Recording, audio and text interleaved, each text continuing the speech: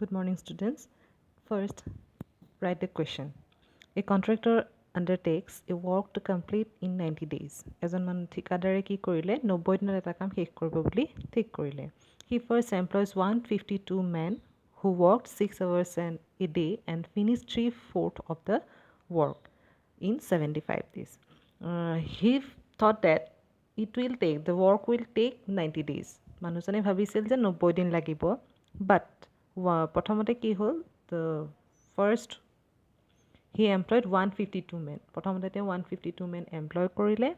They worked 6 hours a day. তেওঁলোকে কি কৰিছিল, দৈনিক 6 ঘণ্টাকৈ কাম কৰিছিল. And finished only 3/4 of the work, not the whole work. তেওঁ কি কৰিলে, তেওঁলোকে 152 men নে কি কৰিলে, কামটোৰ কেৱল 3/4 অংশহে, বাকী কিবা এটা অংশ থাকি গ'ল, সেই অংশখিনি কমপ্লিট কৰিব নোৱাৰিলে. And they used almost 75 days. তেওঁলোকে গোটেই 75 days ব্যৱহাৰ কৰিলে. তাৰপিছতে the contractor thought that I have to employ more men to complete the work in the stipulated time. মানুহজনে ভাবিলে যে মই যদি এই 75 daysহে কৰিলে, বাকীটো কেইদিনমানহে আছেগৈ, গতিকে সিমানখিনি সময়ত যদি কামটো শেষ কৰিবলৈ হয় তেতিয়াহ'লে মোক আৰু মানুহ লাগিব. That's why how many more men should employ to finish the work in specified time if they work for 8 hours a day. যদি মানে তেওঁ আৰু মানুহ এমপ্লয় কৰে তেতিয়াহ'লে কিমান মানুহৰ প্ৰয়োজন হ'ব আৰু প্ৰত্যেকেই কিমান ঘণ্টাকৈ কাম কৰিব লাগিব, 8 hours. The number of hours increase. ইয়াত number of যিটো hours আছে, ঘণ্টাটো বৃদ্ধি হৈছে আৰু number of men also increase. সেইটো increase হৈছে. We have to that means wait for a while. There are 90 days. Total number of days is 90. He has to finish the work. Total যিমানটা দিন আছিলে সেইটো হৈছে 90 days. But 150 men took 75 days. কিন্তু সেই 152 মানুহজনে কি কৰিলে, 75 days ল'ব লগা হ'ল আৰু তাৰপিছত কিমান ঘণ্টাকৈ কাম কৰিছিলে, they worked 6 hours per a day. এদিনত 6 ঘণ্টাকৈ কাম কৰিছিলে আৰু এতিয়া কিমান দিন কাম কৰিব, 8 ঘণ্টাকৈ. এতিয়া we have to employ some more person. এতিয়া কি কৰিব লাগিব, কিছুমান নতুন মানুহ ইয়াত লৈ ল'ব লাগিব. That means 152 plus suppose x. ধৰি লৈছোঁ মই 152ৰ লগত একজন মানুহ এমপ্লয় কৰিম, গতিকে আমি সিমানজন মানুহে কি কৰিব লাগিব, সেই 90 দিনতে 8 ঘণ্টাকৈ কাম কৰি কামটো ফিনিছ কৰিব লাগিব. এইটো হৈছে ইংলিছ মিডিয়ামৰ কাৰণে. আছামিজ মিডিয়ামে এইটো কুৱেশ্যন লিখি ল'বা। হ'ল, first of all we have to C the number of works left. কিমান দিন থাকি গ'ল আৰু কিমান কাম কৰিবলৈ বাকী থাকিলে সেইটো আমি চাব লাগিব.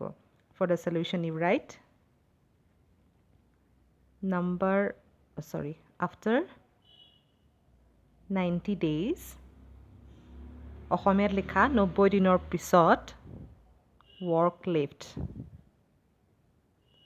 বাকী থকা কামৰ অংশ 1 minus 3/4, because already 3/4 of the work has completed. Already 3/4 অংশ কমপ্লিট হৈছে.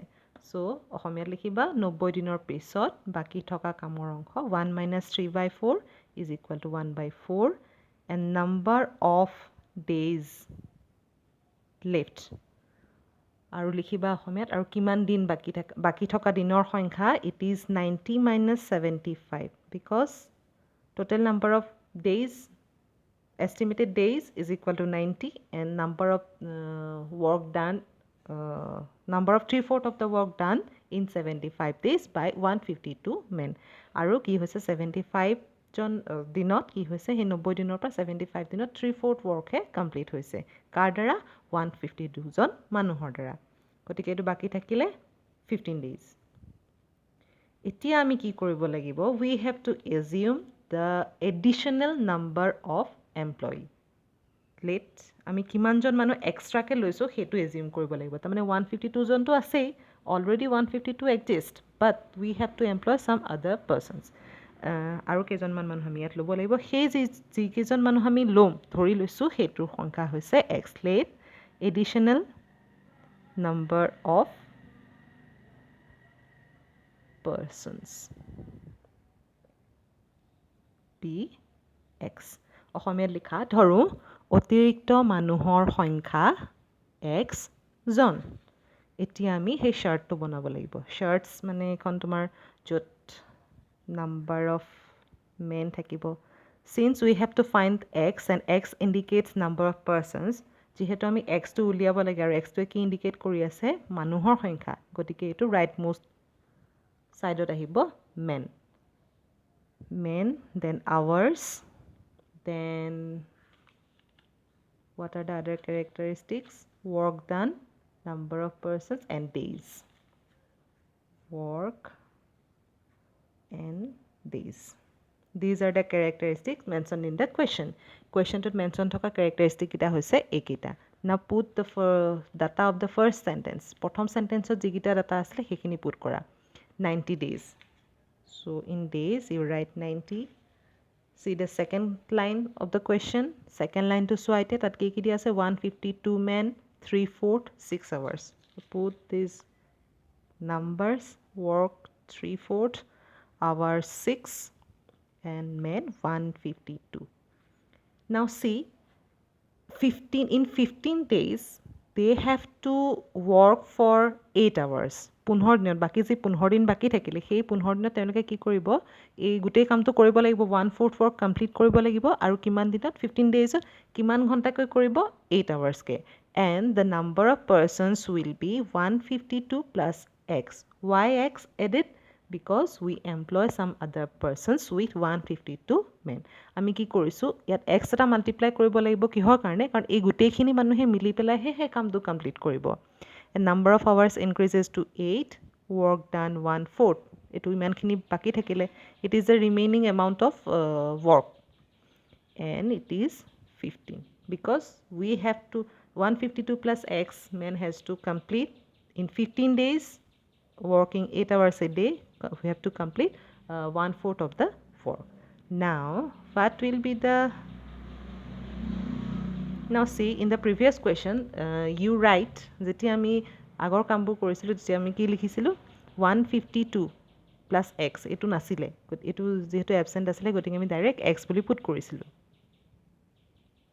but in this case you have to write 152 plus x is equal to 152 multiplied by now see compare days with men number of days etu ase hetuk manuhor সংখ্যাৰ লগত compare kora 90 to 15 that means it is decreases number of days decrease hoise and number of men will increase because why if number of days is less then we have to employ more persons jetia manuhor dinor সংখ্যা to komi jabo ami beshi manu lobo loga hobo that's why the multiplying ratio will be an inverse ratio গতিকে আমাৰ যেটো multiplying ৰেশিও হ'ব আমি যেটো ভগ্নাংশ ইয়াত put কৰিব লাগিব বা ৰেশিও পুট কৰিব লাগিব হেতু হ'ব ইয়াৰ বিপৰীত অনুপাতটো তা মানে 90 divided by 15 into work and men compare work and men number of works or you can say works less and work decreases and number of men will also decrease যেতিয়া কমটো কাম কমি যাব তেতিয়া মানুহৰ সংখ্যাটো কি হ'ব কম সংখ্যাতে হৈ যাব so the multiplying ratio will be 1/4 divided by 3/4 and hours যেটো আমাৰ hours আছে সেই hours to কি হ'ব 6 that means hours increases number of persons will also no it will be decreases যেতিয়া আমি ঘন্টাটো বাহি গল মানে 6 ঘন্টাত কাম কৰি এজন মানুহে যিমানখিনি কাম কৰিব 5 জন মানুহে কি কৰিব তাত কমতে হৈ যাব সেই কাৰণে আমি যেটো কাম সৰি মাল্টিপ্লাই কৰিব লাগা ৰেশিওটো হ'ব it will be 6/8 to inverse ratio আহি যাব sorry now do the calculation 4 get cancelled 90 15 wait I will do it sorry I have made a mistake মই এটা ভুল কৰিলো সেই ভুলটো হৈছে কি here 90 days is total number of days and they work for 75 days so you have to write 152 into 75 by 15 because since 90 is the total number of total number of days and that means 152 men have worked for 75 days only যেহেতু ইয়াত 75 জনেহে 75 দিনহে কাম কৰা হৈছিল সেই কাৰণে মই 75 ইয়াত লিখিব লাগিছিল মই ভুল কৰি 90 লিখিলো সেই কাৰণে ক্যালকুলেশনটো ভুল হৈছিল 1/4 3/4 into it will be 6/8 বাকীখিনিতো কৈছে ৰেচিঅ'টো কেনেকৈ হ'ব সেইটো চব ঠিকেই আছে খালি in place of 90 you write 75 after calculation you will get it will be 180 এইটো ক্যালকুলেশনখিনি কৰোঁতে এবাৰ নিজে চাই ল'বা 190 হ'ব and you write therefore additional number of persons is 190 অসমীয়াত লিখিবা এতেকে অতিৰিক্ত মানুহৰ সংখ্যা 190 জন